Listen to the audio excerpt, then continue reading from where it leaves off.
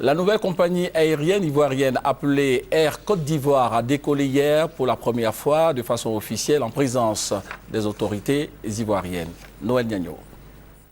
Une semaine après avoir reçu l'onction du peuple de Côte d'Ivoire à travers son président Alassane Ouattara, Air Côte d'Ivoire a pris son envol. Pour ce vol inaugural, destination Dakar en aller-retour, avec comme passagers le staff managérial de la compagnie, le patronat, la Chambre de commerce et d'industrie de Côte d'Ivoire, les agences de voyage, leurs invités, les partenaires de tous les instants, les journalistes, les observateurs. Objectif, découvrir l'avion dans toutes ses dimensions, confort de voyage et autres.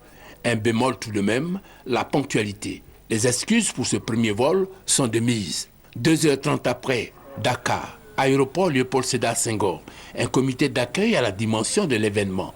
Puis, cap est mis sur l'hôtel Tereboubi, à environ une vingtaine de minutes de l'aérogare, pour le déjeuner d'affaires grandeur nature. Les partenaires dakarois n'ont pas boudé leur plaisir pour saluer l'événement avec quelques souhaits et surtout une satisfaction. Nous voulons travailler ensemble, Sénégal Airlines et Air Côte d'Ivoire, main dans la main, c'est une consoeur, et essayer de fédérer nos forces dans une concurrence saine et loyale et gagnant-gagnant où personne ne doit perdre. Au menu du déjeuner, des éclairages sur les ambitions de Air Côte d'Ivoire, être une compagnie qui a su s'inspirer du passé pour construire l'avenir.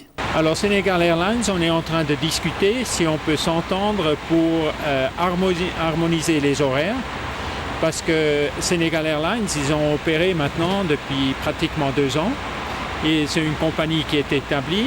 Nous, on arrive et il faut qu'on se départage le marché pour optimiser l'horaire, pas que les deux compagnies volent pratiquement dans la même phase d'horaire.